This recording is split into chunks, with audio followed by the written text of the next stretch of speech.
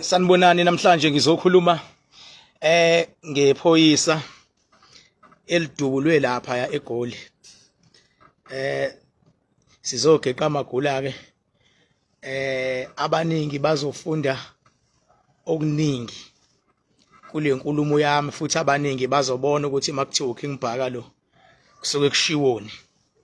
Ngizokhuluma ngephoyisa elidubuliwe. Baningi ke sebekhulumile ngale ndaba yesehlakalo esehlakale iphoyisa le JMPD lapha ya eJohannesburg. Baningi sebekhulumile, abezindaba bakhulumile, abahlaziyayo, abama YouTube, ama celebrity.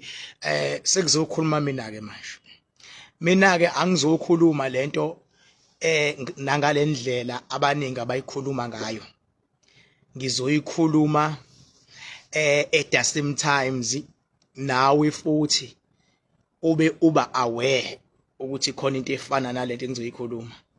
Izinga ke engizokhuluma kulona bazonyanya abanye ngoba izinga leli wonke umuntu olifisayo kodwa engafikwa kulona. Leli izinga engizokhuluma kulona, abaprofeti bayafisa ukukhuluma kuleli zinga, abelaphi bayafisa kodwa ngeke bafike kulona. Asikhulumi into esuke icatshangwa na umuntu okulevel 1, sikhuluma ngo level 7. Mawungawazi ama level, ungekho ne-idea ukuthi yini ama level, if you don't have an idea ukuthi yini ama level, awukho ezingeni lokukhuluma nami. Kusafuna ngiqale phansi ngikufundise ngoba abantu bahlakaniphe kakhulu emhlabeni kodwa kwi level yabo na kwi level yala emhlabeni. Into abantu abangayihlakaniphele yilento yaka spirituality ngoba yindaba ayifundi esikoleni, awilandi futhi entwaseni.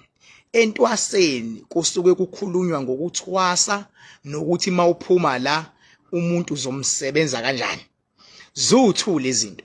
Khona ukusebenza umuntu, uyabona kuthiwa hamba ke manje mawusoqedile ukuthwasa sewukhishwa, noma ngabe ukhishwa ngani, ngabe mhlambe bakukhiphe ngembuzi mawukuthi abanayo imali abakini, noma la kade ukhona bakukhiphe ngenkomo, noma ukhishwe ngenkomo nembuzi, waphuza igazi lakhona, wageza ngalo, mase kuthiwa hamba.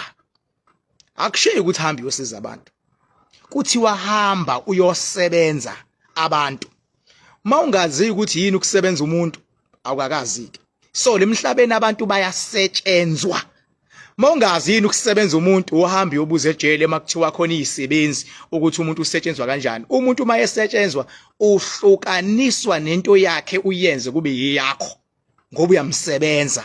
Kuyaye kuthiwe ke hamba ke uyosebenza abantu. So izinyoni ke zizozidalelana ziqhopha abantu lemhlabeni ngoba mzwane ekhishwa kwathiwa akawosebenza abantu. Ibhadi labo ukuthi khona mina ke manje khohla ngokumsebenza umuntu baba. Ngifuna ukufaka lo moya ukuthi akasizwe umuntu akabe neaccess esigodlweni sakho 24 hours if it possible. 24 hours. Athi umuntu bethi ngiyeza 1 ngisenkingeni, mawukuthi ke mhlambe awukho kufuna ibe khona indlethe, hayi quba la uzoquba khona kodwa ngizofika ngesikhathi esithile bese yafika umuntu. Mina ngilwa leyo mpi nje mina, uyabona. So namhlanje ke ngifuna ukukhombisa abantu ukuthi ke izinto mina ngizibuka kuliphi izinga.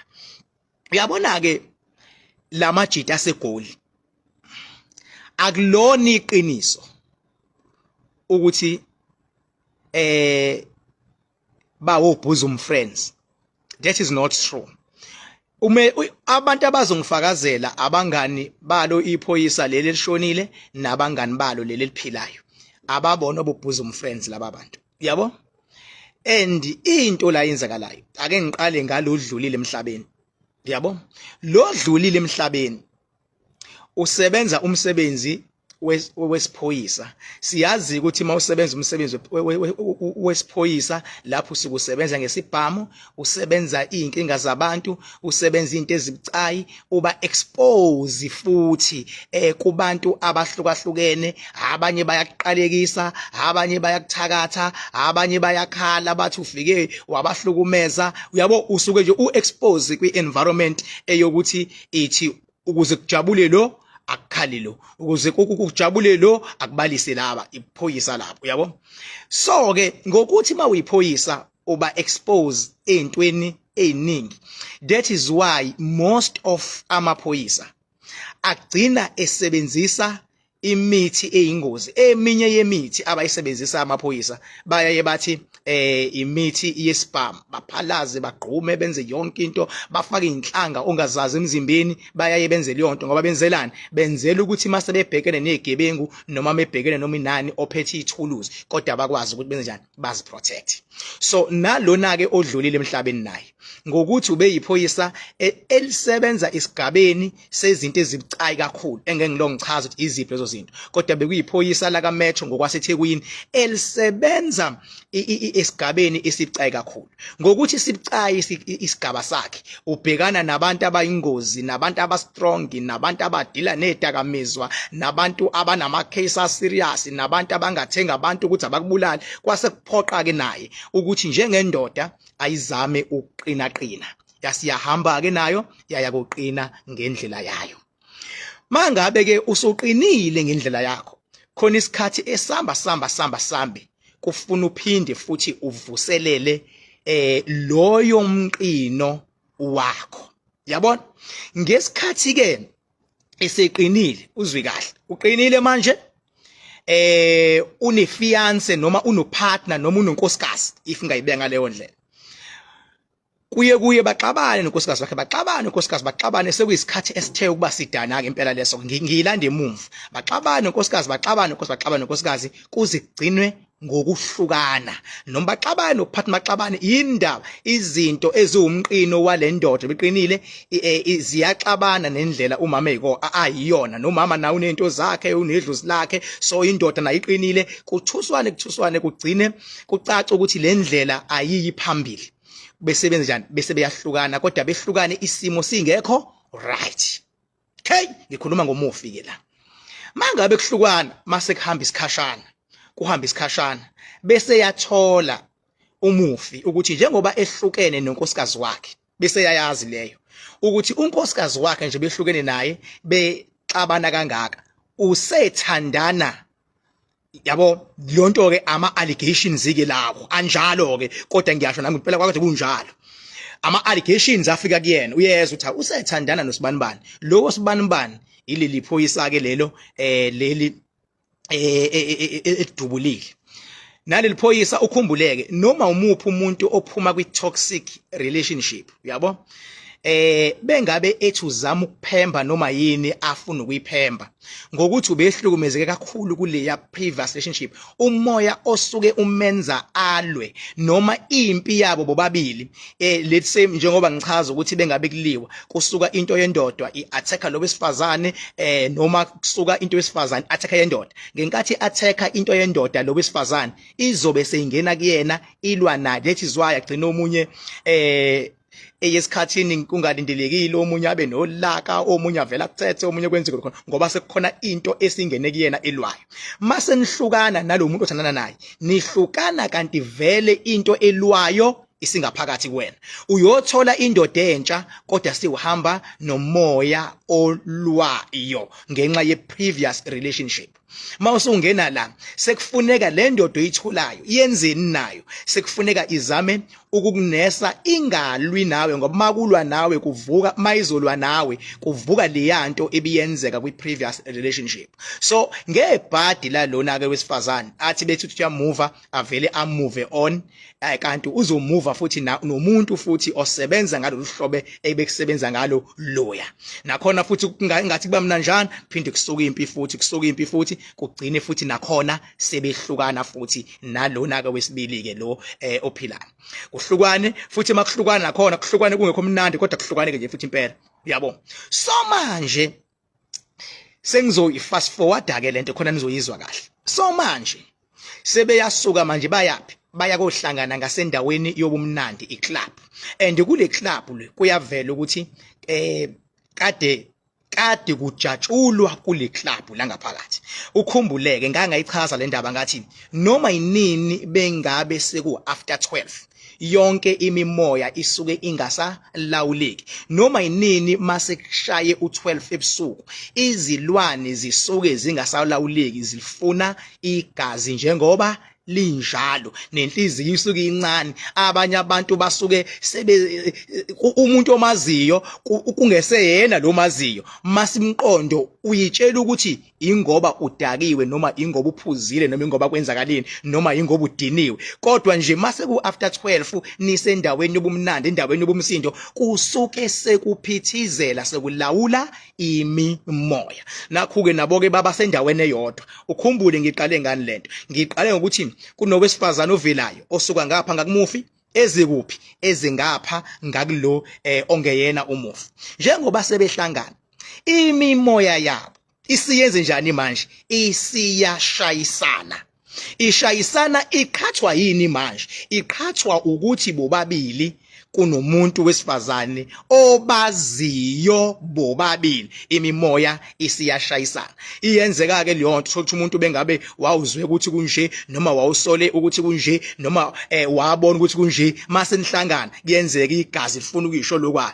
Ngenkathi kwenzeka leyo nto leyo, lo ophilayo naye uyayibona lento ukuthi hawu nangu lo muntu, kube khona into encane nje etriggerishayo, yabo, kube khona leso kungahoshelane kwemimoya kuze cace ukuthi ke sekwenzakalani, sekusuka umsindo. Ngoba kusuka umsindo bobabili it's after 12, bobabili kunomoya obaqhathayo obetween, mase cace ukuthi ke kumele kuphalale ini, kumele kuphalale igazi. Ngoba yindaba, ngoba ngichazile ngathi izinto zalo ophalalayo ngokomthetho igazi bekumele liphalale kulo osindile. Ngokomthetho bekumele liphalale kulo osindile, kodwa ngoba vele izinto zalo ogcine eshona besezilwa ngoba akazivuselelile ngendlela afunge ngayo, ngoba esebenza ngezinto ezibucayi, kwase kuphoqa ukuba nakuba kuyena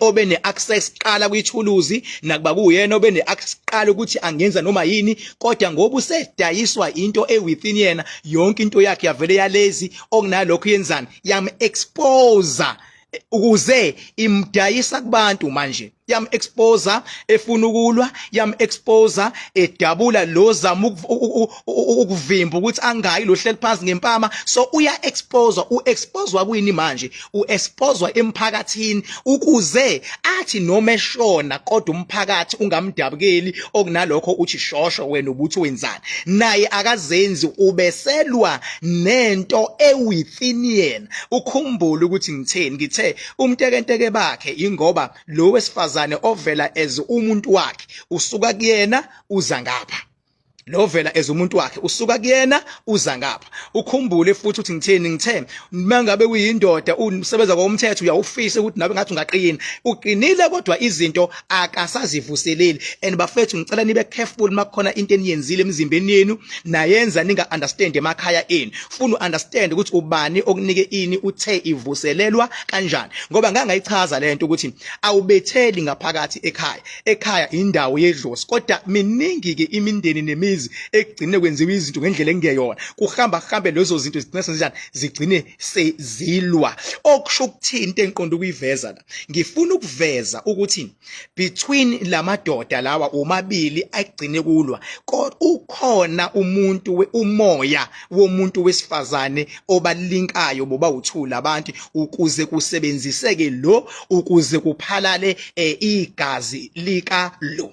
And ukhumbuleke kusendaweni yobumnandi, abantu beendawo zobumnandi kunezinto nabo abazisebenzisayo ngoba nabo bethi bafuna ukuthuthukisa ibhizinisi labo, kodwa nabo after 12 akulawuleki. Ingakho ngokomthetho kumele ngabe zonke indawo zobumnandi ziyavalwa ngabo 12.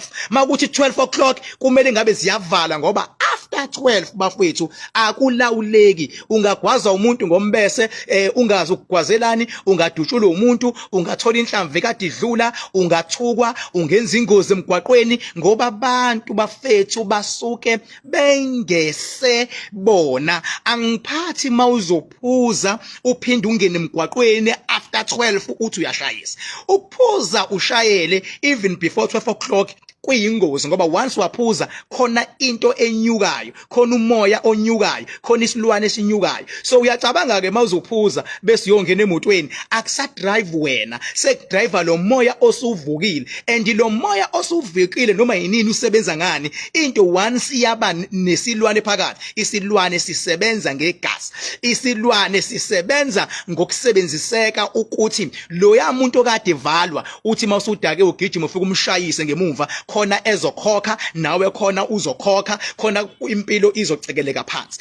Lento yokuphuza ngokomthetho yayidalelwe ukuba ungaphuzela ekhaya. Makwenzekile waphuzela endaweni zobumnandi, at least makushaya u12 or before 12 o'clock goduka uye ekhaya. Masuyibona ukuthi uphuzile, suka esteringini ngoba akusewena lo odrivayo, sekudriver vele into ekade kwakuthiwa ayimosheka impilo yakho, ekade kwakuthiwa gengeka nemoto, ekade kwakuthiwa kumele ufe, sekudriver yona. Ngokwami ngabe umuntu mayisephuzile akasiphathi inhlobo isibhamu. Ekuba kuye ngokwami ngoba once umuntu waphuza lo moya osunyukile awuqeqeshiwe sibhameni, ungavela usikhiphe noma kanjani, wenze noma kanjani, ukhuma kanjani ngoba awuqeqeshiwe. Ngangcono ekuthiwa abantu mabeyoqeqesha isibhamu bese kuthiwa hayi wena uyosiphatha ngokuphuzile, baphinde baqeqeshwe bephuzile. Ngangcono umuntu bengabe efundiswa imoto, uyafundiswa imoto esopa aphinde afundiswe imoto ephuzile makuthi uzodrive ephuzile. Manje umuntu ufundiswa imoto esopa beke waqala waphuza, lo muntu obesopa uyacindezeleka mawusu attract ama spirit anjani ekade efuna ukukushaya engazi ukuthi azokuthola kanjani, amanye kade efuna ukukuthuka engazi ukuthi azokuthuka kanjani. So into engiyicacisa la ningixolele, ngenzeka mawulapha ekhaya ungangizwa ngoba ngikhuluma kwenye level njengoba ngikhuluma, kodwa abantu baka spiritual bazongizwa, abantu abanamadlozi aphilayo bazongizwa ukuthi ngikhuluma ngani. Nizoyithola ukuhamba kwesikhathi le ndaba njengoba ngiyichaza ukuthi into eyenzekile la, kunomoya obonakala uba ngapha uphinde futhi ube ngapha. Ukuhamba kwesikhathi indaba lezo enizozithola.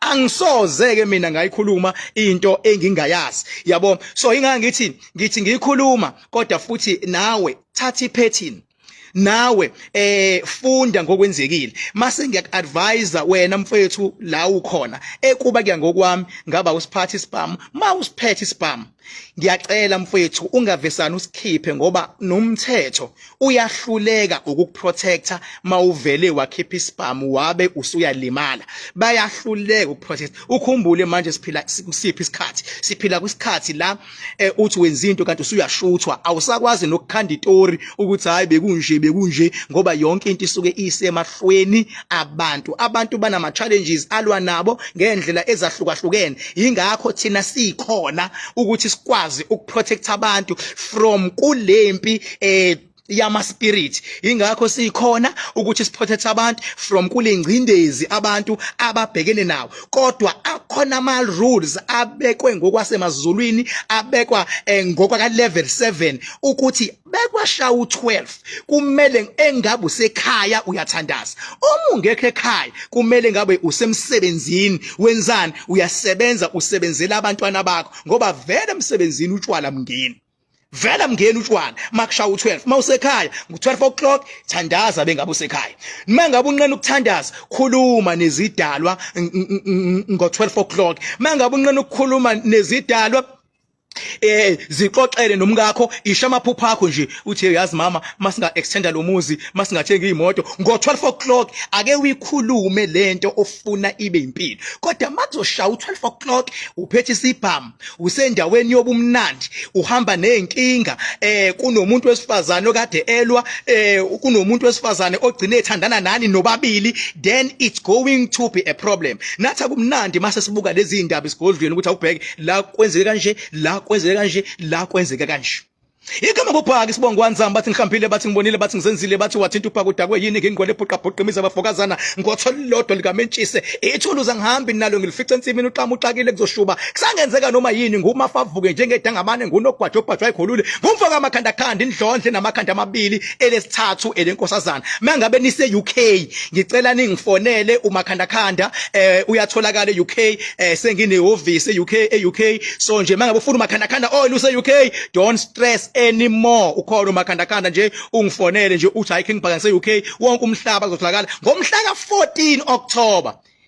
Hayi kunengqophamlandi yendumezulu khona iartist engizolimemezela nje namanye engizowamemezela maduzane ngisho ukuthi hayi akhona abafowethu ngiyabonga kakhulu kulabo engibambisene nabo nawe la ukhona abayifaka iposter la indiza khona ngibonge bafowethu uNkulunkulu anibusise ngomhla ka14 October nawe midi ilovo awumncanyana kunama VIP nama VVIP nendawo la kobe kuhleli khona bonke abanomakhanda naze na special nani no makhanda kobe khona ama VIP ngale nama VVIP wonke umuntu ushona khona akubaculi kuyobe kumnandi kuyobe kudelile kuyobe kunjiya yami nginithanda abafethu njengemali uthando lenu angisoze ngaqhathanisa alikho ilanga la ngiyokhuluma khona into ngingaqalanga ngayichecka noma yini mangikhuluma into angisoze ngazithola sengikhuluma into sengivele nje ngikhulume nje engathi ngu level 1 ngikhulume nje engathi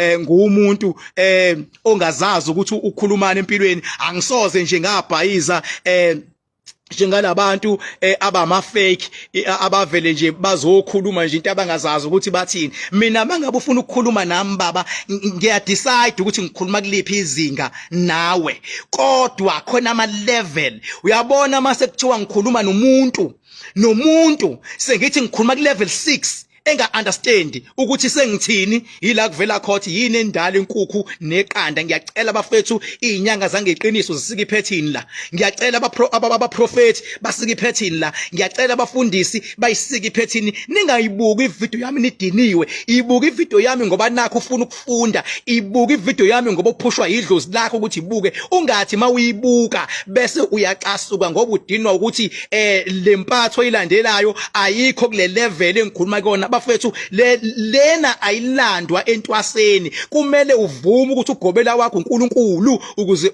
ukwazi ukunyuka ngama level ubhekane nazo zonke izimo zomhlaba bengithe nje ake ngifike ngizoyichaza le kodwa ngelinye ilanga nizoyithola kodwa please mfethu la ukhona ungavesana ulikhiphe ithuluzi noma ikanjani ngoba umuntu oxabana naye awumazi ukuthi uphetheni baningi abantu engibabone abanye behlulwa ukudinwa uyehla umuntu usephethe isibhamu ngesandla usazokubuza ukuthi wenzani and aka understand wena ukuthi njoba wena ula uphetheni wena aka understand uyabona noma inini baba bengabe naye kunkuma training ngalento awulikhiphe ithuluzi ungeke uzulisebenzise uyabona ngoba uyabona nje leli cala leli bafethu ngendlela elilona leli cala lapha ya ileli cala abafethu leli elithathwa ithuluzi liphinde libuyiswe futhi lalo osuke edubulile uyabo into ezozibe inkinga ke lana ke sengivala into ezoba inkinga ke la nalona ke manje odubulile ngicela aqinisekise ukuthi uyaphepha ngoba hayi ngengiqamba manga imimoya yona ithukuthele kakhulu ngendlela igazi lalo eliphalale ngayo kunabantu abazosebenziseka ukuthi baphinde bachithe igazi lalo ophilayo so ngicela nje abe careful ngoba siyasibona isimo ekade seyivaleleke kusona ngalesi yasikhathi okwenzeke ngaso siyasiqonda futhi siyasibona isimo kodwa akaphinde ke manje abe careful ngoba bakhona babangani bakhona abazimpintshi zakhe lodlule emhlabeni bakhona abanye kade sebenza nabo bakhona abanye ekade babuye benza umshika wabe eceleni ababaselekile ngendlela igazi eliphalale ngayo igazi maliphalale kanjeya bafethu imimoya iyalwa and mayilwa isuke ilifuna igazi lalo oyenzile isuke ilifuna ngokukhulu ukusheshsha uma ngabe mfethu kufihlwa kuqedwe kufihlwa kwenziwa yonke into ngicela wehlisa umoya kuba kuya ngokwami mfethu ngabe nje into zama interviews abantu abakubuza ukuthi udubule kanjani bekutheni engathi leyo nto ungangayenza on record baba ngoba akufanele kugcine kubuka sengathi nawe uyabhosta ngento eyenzakalile. Uyabona, as much as is understand that thina sisibona isimo, kodwa kufanele kugcine ngathi uyabhosta, because mase kuphume isidumbu bafethu, ukushona komuntu bafethu nomethe ukuthi bekwenzekeni kusa ngenye indlela. Ngisho mama ungazali iphala lakho mase kuthiwa libulawiwe kusa ngenye indlela. Ngisho mfethu umuntu angasidonsa isibhamu akukhombe ngaso, kodwa mase edutshilwe kade sekukhombile kusa ngenye indlela kulabo abantu abamthandayo. Ukhumbuleke khona abantu abakuthanda u-right noma u-wrong, khona abantu abangakufela u-right noma u-wrong. So labo bantu labo bafethu bayaye bamachitheke ngalendlela igazi, bayaye bafune ukuthi kugcineni bagcine benza ngenye indlela. So nje mfethu qikelani phephani wena nomndeni wakho nani khona nalabo kwenzeke lokhu, sithi alehlangani ngehlanga uNkulunkulu azababophe ngebhande la moya, baqine izinto bangawuthatha umthetho bawubeke ezandleni zabo. Yonke into eyenzakalayo abalandela umthetho. Bye bye yini bafethu, I love you like nothing on earth. Bye bye.